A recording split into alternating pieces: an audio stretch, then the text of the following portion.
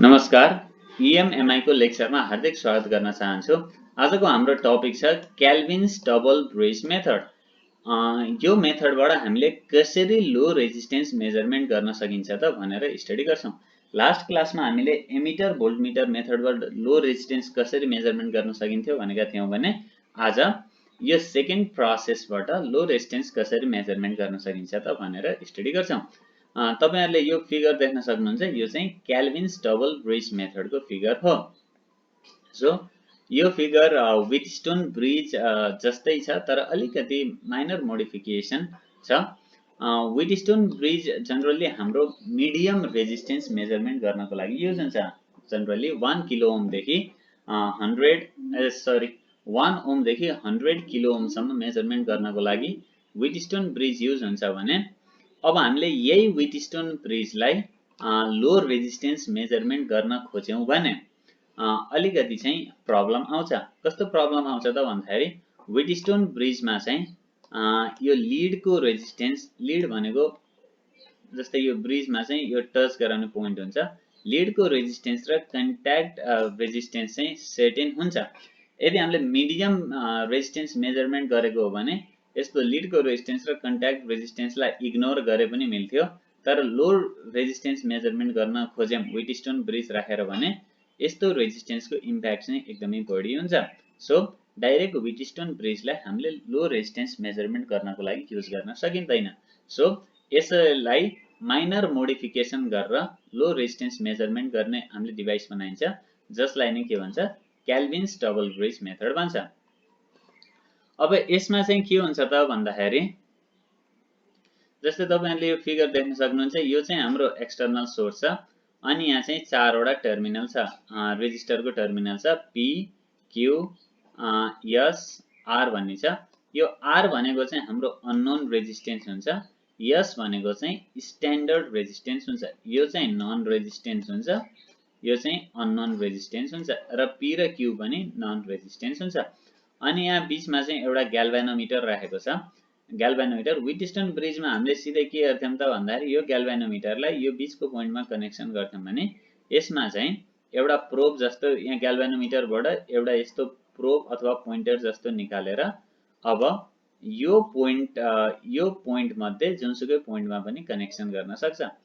यो चाहिँ यो M भन्ने point चाहिँ R तिरको साइडको एक्सट्रिम पोइन्ट भयो, यो N भन्ने पोइन्ट चाहिँ यस साइड तिरको एक्सट्रिम पोइन्ट भयो भने यो D भन्ने पोइन्ट चाहिँ यो M र N को बीचमा जहाँ पनि हुन सक्छ। यसरी चाहिँ हामीले यो ग्याल्भेनोमिटरबाट एउटा प्रोब निकालेर यो बीचको जुनसुकै पोइन्टमा पनि पुट गर्न सकिन्छ। यदि हामीले यो होल वायर अथवा लाइनको रेजिस्टेन्सलाई चाहिँ R भनेर मान्यौं भने यो पोइन्ट देखि यो एक्सट्रिम पोइन्ट सम्मको रेजिस्टेन्सलाई R1 भनेर मानिन्छ, यो पोइन्ट देखि यो पोइन्ट सम्मको रेजिस्टेन्सलाई R2 भनेर मानिन्छ।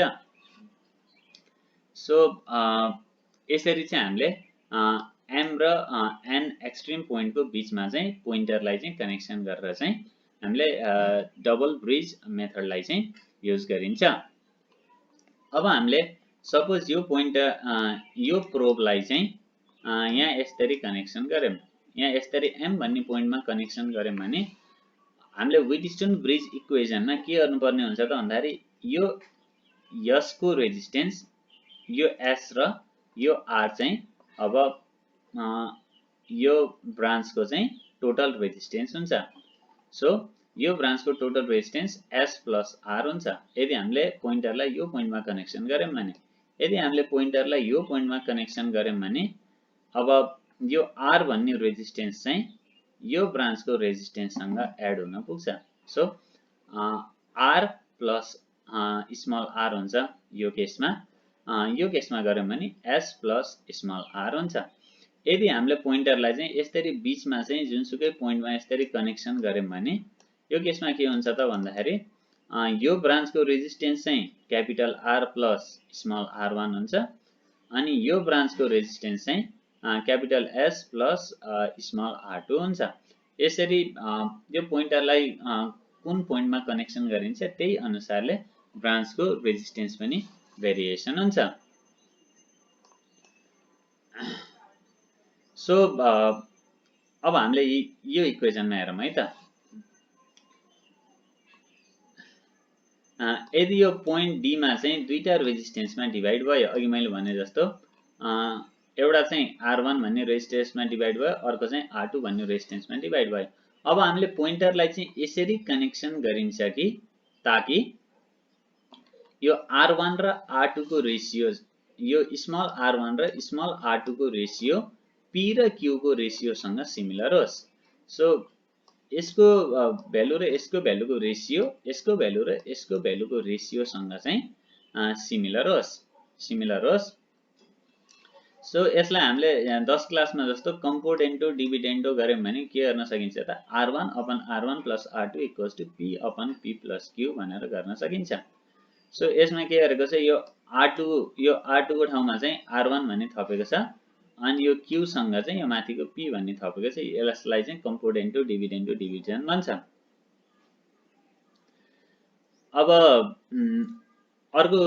अब हामीले व्हिटस्टोन ब्रिज, ब्यालेन्स्ड व्हिटस्टोन ब्रिज इक्वेजनबाट के गर्न सकिन्छ त भन्दाखेरि, जस्तै तपाईहरुले यहाँ देख्न सक्नुहुन्छ, यो P अपन Q ब्यालेन्स्ड व्हिटस्टोन ब्रिजमा के हुन्थ्यो, यो ब्रान्चको र यो ब्रान्चको रेजिस्टरको रेसियो भनेको यो ब्रान्चको रेजिस्टर र यो ब्रान्चको रेजिस्टरको रेसियोसँग चाहिँ सिमिलर हुन्थ्यो। सो P अपन Q भनेको यो ब्रान्चको रेजिस्टर भनेको capital R plus small R1 भयो, यो ब्रान्चको रेजिस्टर भनेको S प्लस स्मल R2 भयो। यो दुईटाको रेसियोसँग चाहिँ सिमिलर हुन्छ। सो यो र यसको रेसियो चाहिँ P अपन Q सँग चाहिँ सिमिलर छ र यो तलको डिनोमिनेटरको टर्मलाई हामीले यता लयौं भने यो चाहिँ यता आउँछ। र अर्को हेरौँ है त। अब जस्तै मैले कम्पोनेन्टो डिभिडेन्डो यो इक्वेजन 2 भनेको थिएँ, यो इक्वेजन 2 लाई चाहिँ यहाँ लेखेको छ। एउटा इक्वेजन यो भयो र अर्को इक्वेजन 2 लाई चाहिँ यहाँ लेखेको छ। अब यसलाई यो टर्मलाई चाहिँ हामीले यतातिर लयौं भने यो भनेको चाहिँ यो भयो, अनि यहाँ चाहिँ स्मल r भनेर देखाएको छ, यो भनेको चाहिँ R1 प्लस R2 हो। यो R1 प्लस R2 लाई चाहिँ एउटा हामीले स्मल r भनेर चाहिँ डिनोट गर्यौं। अनि त्यस्तै गरी यहाँ हेरौँ। अब यो इक्वेजनमा हेरौँ फेरि, सरी यो इक्वेजनमा हैन, यो इक्वेजनमा हेरौँ। यो इक्वेजनमा यो R1 को चाहिँ यो भ्यालु पुट गरौँ है त। यो इक्वेजनमा R1 को यो भ्यालु पुट गर्दाखेरि के आउँछ त भन्दाखेरि, यो R1 को ठाउँमा चाहिँ PR अपन P प्लस Q आयो, अनि R2 भनेको R2 भयो, अनि यो P अपन Q भयो। P लाई र P लाई काट्यो भने R2 को भ्यालु, R2 लाई चाहिँ यता ल्यायो भने यो इक्वेजन आउने भयो। सो Q यता आउँछ, Q इन्टु R हुने भयो, अनि यो P प्लस Q भयो। सो यसरी चाहिँ R2 को भ्यालु आयो। अब यो R1 को भ्यालु चाहिँ यो आएको छ, R2 को भ्यालु चाहिँ यो आएको छ। यो दुईटा भ्यालुलाई यो इक्वेजनमा पुट गरौँ। यो इक्वेजनमा पुट गर्यो भने के हुन्छ त भन्दाखेरि यसरी आउँछ। R1 भनेको चाहिँ यति भयो, R2 भनेको चाहिँ यति भयो। यसलाई चाहिँ हामीले यो P अपन Q लाई चाहिँ यो दुईटै टर्मसँग मल्टिप्लाई गर्यौं भने यसरी आउँछ। यो टर्म र यो टर्म काटियो, काटिसकेपछि यसरी चाहिँ यो इक्वेजन आउँछ। यो इक्वेजनबाट हामीले के थाहा पाउन सकियो त भन्दाखेरि, यो भनेको चाहिँ ब्यालेन्स्ड व्हिटस्टोन ब्रिजको इक्वेजन हो। ब्यालेन्स्ड व्हिटस्टोन ब्रिजको इक्वेजन हो। सो हामीले यो पोइन्टरलाई चाहिँ यसरी कनेक्सन गरौँ कि R1 र R2 को रेसियो चाहिँ P अपन Q को रेसियोसँग चाहिँ सिमिलर होस्। त्यसरी हामीले R1 र R2 को रेसियोलाई P अपन Q को रेसियोसँग सिमिलर राखेर पोइन्टरलाई कनेक्सन गर्न सक्यौं भने यो लीड रेजिस्टेन्स र कन्ट्याक्ट रेजिस्टेन्सको कारणले हुने जुन मेजरमेन्ट एरर थियो त्यो एरर चाहिँ हुन पाउँदैन। सो यसरी केल्भिन्स डबल ब्रिज मेथडले लो रेजिस्टेन्सको एक्युरेट मेजरमेन्ट दिन सक्छ, जुन कुरा चाहिँ हाम्रो ब्यालेन्स्ड व्हिटस्टोन ब्रिजले दिन सक्दैन। सो यो केसमा चाहिँ लीडको रेजिस्टेन्सले चाहिँ कुनै पनि असर गर्न सक्दैन। सो चाहिँ हाम्रो ब्यालेन्स व्हिटस्टोन ब्रिज जस्तो आउँछ। आगे चलते हैं। सबसे पहले केल्विन डबल ब्रिज जो है हमारे पास, वो क्यों आया और कहाँ से आया। तो पहली बात यह है कि ये व्हीटस्टोन ब्रिज का मॉडिफिकेशन है। ये व्हीटस्टोन ब्रिज में कुछ मॉडिफिकेशन करके लाया गया है, क्लियर है। और इस ब्रिज में जो डिफ़िकल्टीज़ लो वैल्यू मेज़रमेंट करने पर आती थी। मतलब अगर आप व्हीटस्टोन ब्रिज मेथड का यूज़ करते हैं और आपको कुछ डिफ़िकल्टीज आती है लो वैल्यू मेज़र करने में, तो उस डिफ़िकल्टी को इस कैल्विन ब्रिज में क्या किया गया है, ओवरकम कर लिया गया है। अब चलिए देखते हैं कैल्विन ब्रिज का प्रिंसिपल कि वर्क कैसे करता है, उसका वर्किंग प्रिंसिपल कैसा है। तो इसमें जो अलग बात की गई है, जो गैल्वेनोमीटर है उसको हम व्हीटस्टोन में डायरेक्ट एक पॉइंट से कनेक्ट कर देते थे, तो उसकी जगह पे हमने क्या लिया हुआ है, लीड रेजिस्टेंस लिया हुआ है। ये M से N तक हमने एक लीड रेजिस्टेंस लिया हुआ है, ठीक है। अब जब गैल्वेनोमीटर का जो ये पॉइंट है, यहाँ पर देखिए आप, यहाँ पे when G is at M, अगर G है गैल्वेनोमीटर है वो कहाँ कनेक्टेड है, M पॉइंट पर कनेक्टेड है, तो क्या हो जाता है कि जो R रेजिस्टेंस है, R क्या है, कॉन्टैक्ट वायर या लीड रेजिस्टेंस है, ये ऐड हो जाता है S में, ये S के साथ ऐड हो जाता है। अब S के साथ ऐड होने की वजह से जो R की वैल्यू होती है, अननोन रेजिस्टेंस की वैल्यू होती है, वो बहुत कम आती है। दूसरे केस में अगर ये जो गैल्वेनोमीटर का पॉइंट है इसको हम N में कनेक्ट कर देते हैं, तो N में जब हम कनेक्ट करते हैं तो R की वैल्यू जो होती है वो कैपिटल R के साथ ऐड हो जाती है, ये स्मॉल r की वैल्यू कैपिटल R के साथ ऐड हो जाती है, जिसके कारण जो हमारा अननोन रेजिस्टेंस है कैपिटल R, इसकी वैल्यू बहुत ज़्यादा मिलती है। क्लियर है यहाँ तक, ठीक है। ये चीज़ें हैं, ये हमने एक स्लाइड वायर यूज़ कर लिया यहाँ पे। चलिए आगे देखते हैं। इसलिए हम जो गैल्वेनोमीटर है उसको M और N के बीच किसी इंटरमीडिएट पॉइंट पर कनेक्ट करते हैं, जिससे R की वैल्यू ना बहुत ज़्यादा मिले और ना बहुत कम मिले। लेकिन इसके लिए एक इम्पॉर्टेंट कंडीशन है, कंडीशन ये है कि जो R1 और R2 है, R1 क्या है मैं बता दूँ आपको, M से लेकर के C पॉइंट तक R1 है, और C पॉइंट से N तक, C पॉइंट से N तक आपका R2 है, C पॉइंट से N पॉइंट तक R2 रेजिस्टेंस है। तो इनका जो रेशियो होता है R1/R2, ये होता है रेशियो आर्म के बराबर, ratio of P and Q। सो जो कंडीशन है वो हमको मिल जाती है R1/R2 is equal to P/Q। अब जो रेजिस्टेंस है ना, रेजिस्टेंस है कनेक्टिंग लीड का, ठीक है, ये इस कंडीशन पर अगर ये कंडीशन सेटिस्फाई होती है R1/R2 is equal to P/Q, तो कोई भी एरर नहीं देगा, क्योंकि इस कंडीशन पर हमारा जो रेजिस्टेंस है अननोन रेजिस्टेंस वो फ्री होता है R से। R मतलब कि R1+R2 लीड रेजिस्टेंस से फ्री होता है।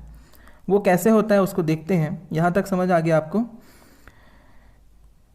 The condition R1 divided by R2 is equal to P/Q। इसमें अगर आप दोनों साइड पर 1 ऐड कर दें तो R1/R2 में जब हम 1 ऐड करेंगे तो ये बन जाता है R1+R2 divide by R2, LCM निकाल लेंगे, बन जाएगा। P/Q में +1 करेंगे तो आपका बन जाता है P+Q डिवाइड बाई Q। अब हमको पता है कि दोनों जो सेक्शन थे वो मिलकर क्या बनाते हैं, लीड वायर को बनाते हैं, मतलब R1+R2 is equal to R, अभी देखा है हमने। इसलिए जो यहाँ पर R1+R2 है इसकी जगह मैंने लिख दिया है R divided by R2 is equal to P/Q divide by Q। अब यहाँ से R2 का मान हम निकाल लेते हैं, R2 हो जाएगा R2 is equal to Q by, ठीक है, ये R2 यहाँ चला जाएगा और Q ऊपर आ जाएगा और P/Q यहाँ नीचे आ जाएगा। तो R2 मिल जाता है आपको Q divided by P+Q into R। मैं चाहूँगा दोस्तों कि आप ये जो डेरिवेशन है इसको कॉपी में अच्छे से बिना वीडियो देखे लिख लें। पहले आप कोशिश करें बनाने का, अगर आपसे बन जाता है तो आपको बहुत अच्छा लगेगा और आपको हमेशा याद भी रहेगा। तो यहाँ तक आप निकाल लीजिए। उसके बाद मैंने आपके लिए एक टास्क दिया है R1 निकालने के लिए। जिस तरीके से हमने R2 का वैल्यू कैलकुलेट किया यहाँ पर, इसी तरीके से आप R1 की वैल्यू भी कैलकुलेट कर सकते हैं। तो ये काम मैं आपके ऊपर छोड़ता हूँ कि कैसे करना है। एक हिंट मैं दे देता हूँ, अगर आप इसको रिवर्स कर दो, ठीक है, इसको क्या कर दो, R2/R1 कर दो इक्वल टू Q/P कर दो, और उसके बाद ये सेम प्रोसीजर यूज़ करो +1 वाला, तो आपको R1 की वैल्यू मिल जाएगी।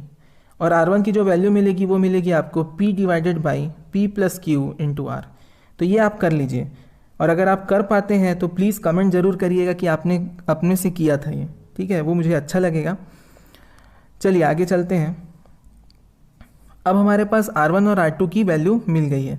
अब ब्रिज के बैलेंस कंडीशन में, जैसा कि हमने किस में पढ़ा था, व्हीटस्टोन ब्रिज में भी पढ़ा था, कि जो R होता है अननोन रेजिस्टेंस, वो क्या होता है P/Q रेशियो R में इंटू स्टैंडर्ड रेजिस्टेंस। तो उसका यूज़ करते हुए हमने यहाँ पर लिया हुआ है ये इक्वेशन, ठीक है।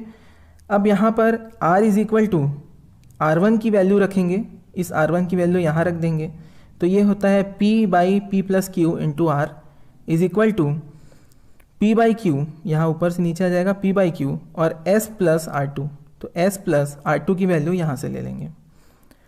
इसमें जब रखते हैं आप वैल्यूज़ को, फिर मल्टीप्लाई करते हैं, तो आपको मिलता है R plus PR divide by P+Q is equal to P/Q into S plus PR divide by P+Q। तो ये PR डिवाइड बाई P+Q और PR डिवाइडेड बाई P+Q ये दोनों हो जाते हैं आपस में कैंसिल। इसकी वजह से जो रिज़ल्ट हमको मिलता है उसमें होता है R बराबर P/Q इंटू S ओम। अब आप गौर फरमाइएगा, यहाँ हमने कंक्लूज़न भी दिया हुआ है कि जो ये अननोन रेजिस्टेंस R का जो फॉर्मूला हमको मिला, इसमें क्या है P/Q इंटू S। यहाँ कहीं पर भी स्मॉल r या R1 या R2 इसकी वैल्यूज़ यहाँ पर नहीं है। मतलब कि जो हमारा अननोन रेजिस्टेंस है वो फ्री है R रेजिस्टेंस से। R किसका रेजिस्टेंस है? लीड रेजिस्टेंस या कॉन्टेक्ट वायर का रेजिस्टेंस है। इससे ये साबित होता है कि केल्विन प्रिंसिपल का यूज़ करने से इस तरीके का जो एरर कॉन्टेक्ट लीड रेजिस्टेंस की वजह से आता है वो नहीं आएगा। ठीक है, ये बात आपको समझ आ गई। अब हम चलते हैं केल्विन डबल ब्रिज पर। सबसे पहले मैं आपको ये बता दूं कि केल्विन ब्रिज से तो हमारा काम हो रहा था, जो कि मैंने यहाँ पे दिखाया है। केल्विन ब्रिज से हमारा काम हो रहा था, लेकिन हमने केल्विन डबल ब्रिज क्यों पढ़ा, मतलब क्यों बनाया केल्विन डबल ब्रिज, इसकी क्या ज़रूरत थी? तो प्रॉब्लम क्या हो रहा था, ये जो केल्विन ब्रिज था इसमें जो ये सी था, ये सी पॉइंट, इसको लेके आप आना प्रैक्टिकल मैनर पे, ये सी पॉइंट निकालना जहाँ पर ये रेशियो आर में दोनों ये R1/R2 के बैलेंस कंडीशन में हो, मतलब बराबर हो। मतलब कि ये वाला जो कंडीशन था ना हमारा R1/R2 is equal to P/Q, ये नहीं मिल पा रहा था जिसकी वजह से एरर तो आता ही, क्लियर है। तो ये जो पॉइंट है इस पर ये इस तरह से नहीं आ पा रहा था प्रैक्टिकली, इसलिए हमने क्या किया, केल्विन डबल ब्रिज को यूज़ किया, इस वाले मेथड को। इसमें चेंज क्या किया हमने, एक यूनिट ही ले लिया, यूनिट रेजिस्टेंस ही ले लिया। जैसे ये P है उसी टाइप का एक रेजिस्टेंस ले लिया P, सेम वैल्यू का, क्लियर है। सेम वैल्यू मतलब इन प्रोपोर्शन होगा वो, P capital B by capital Q is equal to small p by small q, ऐसा मिले। ऐसा हमने P की वैल्यू और Q की वैल्यू ले ली और उसको हमने आर्म में कनेक्ट कर दिया, ये आर्म C के साथ। और ये जो पॉइंट है उसको एक पॉइंट को M से और एक पॉइंट को N से, और ये Mn है, ये क्या बताता है, लीड वायर है ना, या कॉन्टेक्ट वायर का रेजिस्टेंस स्मॉल r, क्लियर है यहाँ तक। अब ये जो केल्विन डबल ब्रिज जो बोलते हैं हम लोग कि केल्विन में क्या है डबल ब्रिज, केल्विन को डबल ब्रिज क्यों बोल रहे हैं उसका रीज़न ये है, आपको पता ही होगा। हम यहाँ पर क्या यूज़ कर रहे हैं, दो रेशियो आर्म यूज़ कर रहे हैं। एक तो ये हो गया रेशियो आर्म PQ और दूसरा रेशियो आर्म यहाँ यूज़ कर रहे हैं। तो ये दो रेशियो आर्म यूज़ करने के कारण इसको डबल ब्रिज बोल दिया जाता है। ठीक है, ये भी बात ठीक हो गई। अब इसमें क्या यूज़ किया गया है, 4 टर्मिनल यूज़ किए गए हैं हमारे, किसके, अननोन रेजिस्टेंस के लिए, लो रेजिस्टेंस के लिए। ठीक है, तो लो रेजिस्टेंस हमारा कैसा है, देखो ये लीड वायर का जो रेजिस्टेंस है, यहाँ पर 2 टर्मिनल ऊपर लिए हमने, ये वाला और 2 टर्मिनल इधर, एक लेफ्ट में एक राइट में, तो 4 टर्मिनल हो गया और स्मॉल आर हमारा रेजिस्टेंस हो गया जो लीड वायर का रेजिस्टेंस है। तो यहाँ पे जो कंस्ट्रक्शन होता है लो रेजिस्टेंस का वो भी यहाँ पर हो गया, क्लियर है। तो ठीक है, it uses the 4 terminals of A low value resistance. तो इसमें जो पहला रेशियो आर्म है वो क्या है, P/Q, और सेकंड जो सेट है रेशियो आर्म का वो है स्मॉल P/Q। और इसके बीच में हम लोग क्या कनेक्ट करते हैं, गैल्वेनोमीटर कनेक्ट करते हैं, और जिस पॉइंट पर ये मिलता है उसको क्या बोलते हैं, C। ठीक है, तो जो पोटेंशियल डिफरेंस है बिटवीन M और N के बीच में जो पोटेंशियल है, ठीक है, वो एलिमिनेट हो जाता है वो एलिमिनेट कर देता है कनेक्टिंग लीड या उसके जो रेजिस्टेंस आर है उसको। इसमें थोड़ा सा मैसी हो गया, मैं आपको और क्लियर वे पे समझाता हूँ कि जो हमारा रेशियो आर्म है P/Q, पहला रेशियो आर्म, और जो दूसरा रेशियो आर्म है, ठीक है, उसके बीच में गैल्वेनोमीटर को कनेक्ट किया जाता है। यहाँ तक समझ में आया आपको? जहाँ पे हमको क्या पॉइंट मिलता है, पॉइंट C। आपको एक बार दिखा देता हूँ, ये हमारा जो पॉइंट C है यहाँ पर कनेक्ट किया जाता है पहले रेशियो आर्म को दूसरे रेशियो आर्म से। क्लियर यहाँ तक? इसके बाद at the appropriate potential between point M and N to eliminate the effect of connecting lead of resistance R। जो कनेक्टिंग लीड हमने यूज़ की है, जो कनेक्टिंग लीड हमने R और S के बीच में यूज़ की है, ठीक है, ये इसका जो इफ़ेक्ट है, इसका जो इफ़ेक्ट है उसको इस तरीके से कनेक्ट करके हटाया जा सकता है। जो पहला रेशियो आर्म है और जो दूसरा रेशियो आर्म है उसके बीच में अगर हम गैल्वेनोमीटर को कनेक्ट करते हैं तो R और S के बीच में जो लीड वायर का रेजिस्टेंस है उसके इफ़ेक्ट को हटाया जा सकता है। ये यहाँ पे बताने की कोशिश की गई है, और वहाँ पे तभी हटेगा जब ये दोनों इक्वल होंगे। पहला रेशियो आर्म जो है और दूसरा रेशियो आर्म है उसका जो रेशियो है वो बराबर होना चाहिए। मतलब P/Q is equal to small p/q। यहाँ तक क्लियर है? समझ में आया आपको? इसके बाद जो ये कंडीशन है इसको हम इक्वेशन के फॉर्म में डिराइव करेंगे। क्लियर है? तो हम इसका डेरिवेशन करने वाले हैं अननोन रेजिस्टेंस का।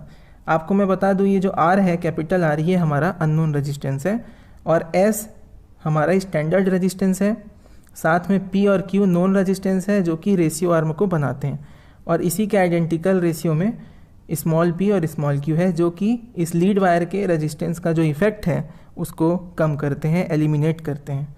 क्लियर है? अब आगे हम लोग इसमें, आप भी दोबारा डायग्राम ड्रॉ कर लीजिएगा, बहुत आसान हो जाता है समझने में।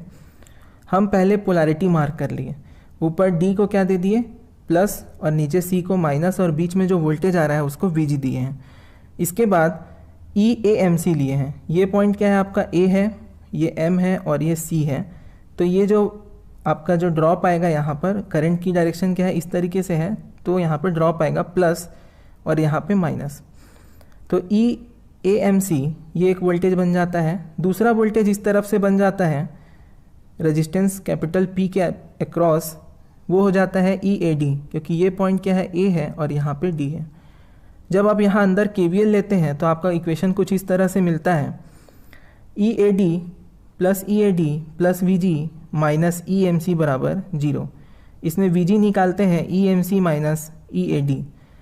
VG जो है बैलेंस्ड कंडीशन में, अगर हम ब्रिज को माने, अगर ब्रिज हमारा क्या है, बैलेंस्ड है, तो यहाँ पर जो VG वोल्टेज है वो हो जाता है 0, मतलब इक्वल टू 0। इसको आगे सॉल्व करेंगे तो हमको मिलता है EAMC इक्वल टू EAD, मतलब जो EMC है, AMC के बीच का वोल्टेज ड्रॉप है वो EAD जो वोल्टेज है उसके बराबर होता है। अब हम क्या करेंगे, अलग अलग कैलकुलेट करते हैं EAD को और EAMC को। तो सबसे पहले जो EAD है वो क्या है, एक्चुअल में देखा जाए तो ये जो रेजिस्टेंस है P और Q का, देखिए ये जो EAB वोल्टेज है आपका, ये पैरेलल में कनेक्टेड है P और Q से। तो मैंने क्या किया है, यहाँ पर वोल्टेज डिवीज़न का रूल लगा दिया है। हमको क्या वोल्टेज निकालना है, P के क्रॉस, तो P का रेजिस्टेंस डिवाइडेड बाई दोनों का सम। तो हमारा जो फॉर्मूला मैंने निकाल लिया है वो ये है, P divided by P plus Q into voltage EAB। यहाँ तक समझ में आया? वोल्टेज डिवीज़न रूल लगा दिया है मैंने।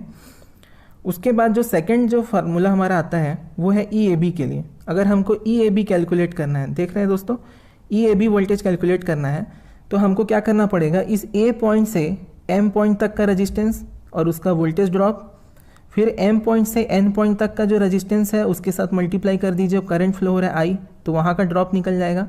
फिर ये N पॉइंट से लेकर के B पॉइंट के बीच में S रेजिस्टेंस कैलकुलेट है, इसमें करंट का मल्टीप्लाई कर दीजिए तो ड्रॉप मिल जाएगा।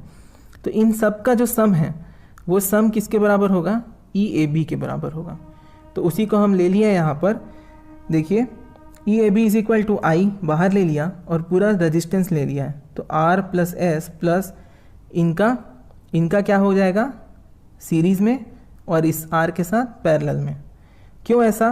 क्योंकि अभी बैलेंस्ड है कंडीशन और ये गैल्वेनोमीटर क्या है, नहीं है यहाँ पे। तो ऐसा मान सकते हैं कि यहाँ ओपन है तो ये सिर्फ ऐसा सीरीज़ में कनेक्ट हो जाएगा। ठीक है, मतलब MCN ये 3 पॉइंट सीरीज़ में कहलाएंगे, जैसा कि आप इस डायग्राम में देख सकते हैं। तो इस तरीके से हमको EAB की वैल्यू मिल जाती है R plus S P plus Q into R divide by P plus Q plus R और इंटू करंट। यहाँ पे करंट का मल्टीप्लिकेशन लिखना छूट गया था, ये आप अपडेट कर लीजिएगा। इसके बाद EAD भी हम निकाल चुके हैं, P by P plus Q into EAB। अब बात कर लेते हैं जो EAMC की है, EAMC निकालना है।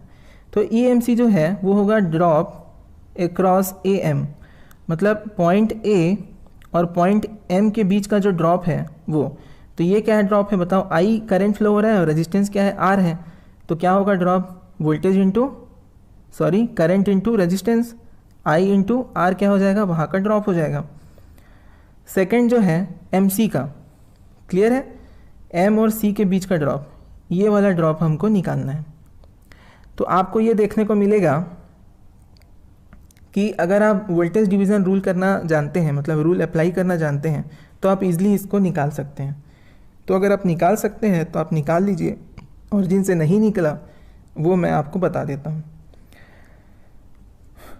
तो अब क्या करना है हमको, ये जो M पॉइंट है ना, M पॉइंट से N पॉइंट के बीच का जो वोल्टेज आएगा, यहाँ पर जो वोल्टेज आएगा V मान लो, ठीक है। तो ये जो वोल्टेज होगा ये किसके क्रॉस है, P प्लस Q के क्रॉस। ये जो P है और यहाँ पे Q है, इनके सम के क्रॉस है, क्लियर है। तो अगर आप इसका इक्विवेलेंट निकाल लेते हो M और N का, इतने का पूरा, जैसा कि मैंने यहाँ पे निकाल के दिखाया है, इसका पूरा इक्विवेलेंट निकाल लीजिए और इसके क्रॉस ड्रॉप निकाल लीजिए। तो ये पूरा टोटल वोल्टेज हो जाएगा जो P और Q दोनों के क्रॉस अवेलेबल है। अब क्या करेंगे, जो एक टोटल वोल्टेज हो गया उसमें आप डिवाइड कर देंगे पहले जैसे। तो P में करना है आपको, P और Q में, तो P by P plus Q into जो वैल्यू आई पूरा होल रेजिस्टेंस, अगर इनका इक्विवेलेंट निकाल लें तो बस वही किया है मैंने।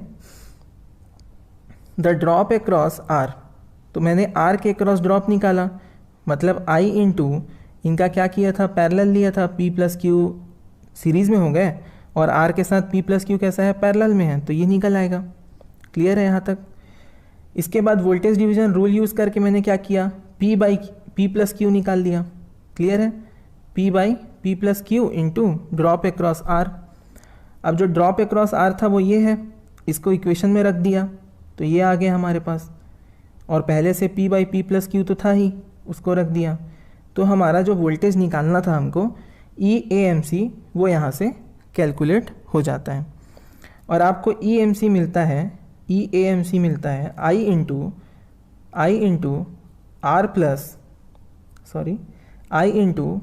R plus P divide by P plus Q in bracket small में P plus Q into R divide by P plus Q plus R। ये सभी P और Q स्मॉल में है, इसका यूनिट हो जाएगा वोल्ट। तो हमने क्या कर लिया, EMC यहाँ पे हमने क्या बोला था शुरू में कि एट बैलेंस्ड कंडीशन क्या होगा, EMC is equal to EAD की वैल्यू यहाँ से हमने निकाल ली थी और उसमें फिर EAB की वैल्यू पुट कर सकते हैं, ठीक है।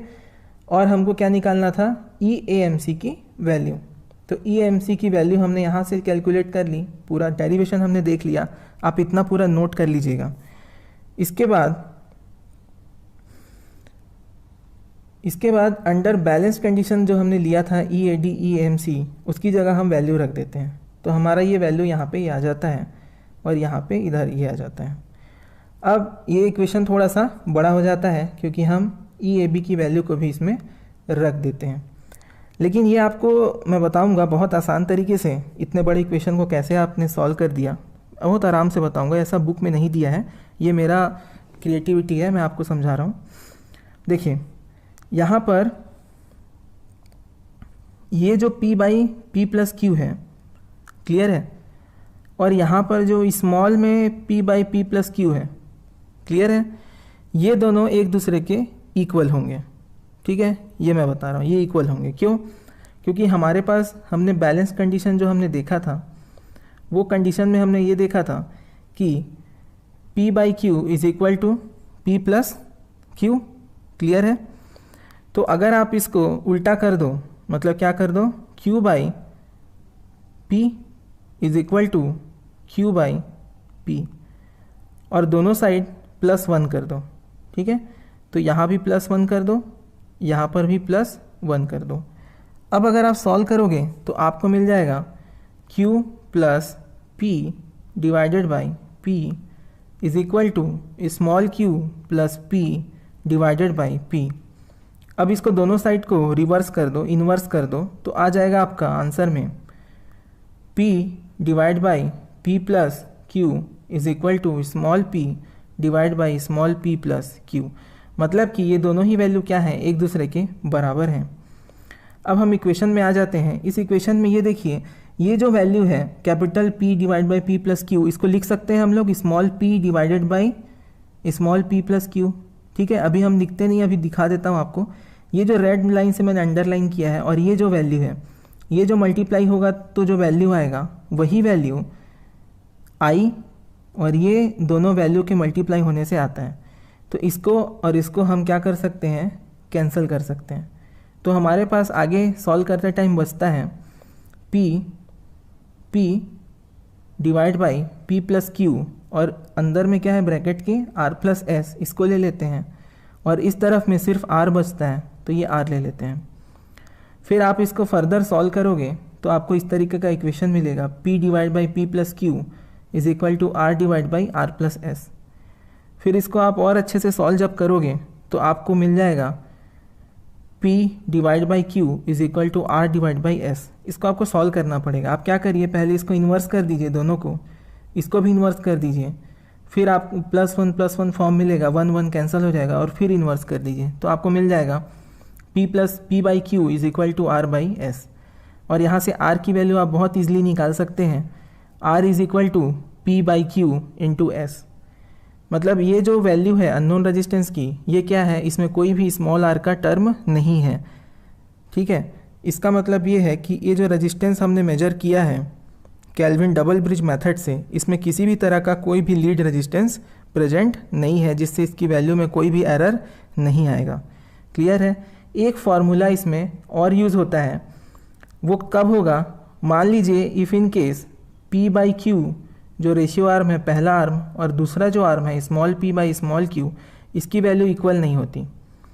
But if the ratio p by q is equal to small p by q is not equal, then the unknown resistance is given by capital R is equal to capital P by Q into S plus small QR divided by P plus Q plus R in bracket capital B by capital P by capital Q minus small p by small q। ओ, अगर आपका जो ratio arm है, पहला ratio arm और दूसरा ratio arm, उसका जो ratio है वो अगर इक्वल नहीं है, उस कंडीशन में जो एरर की वैल्यू होगी या अननोन रेजिस्टेंस की वैल्यू होगी वो ये बन जाएगी।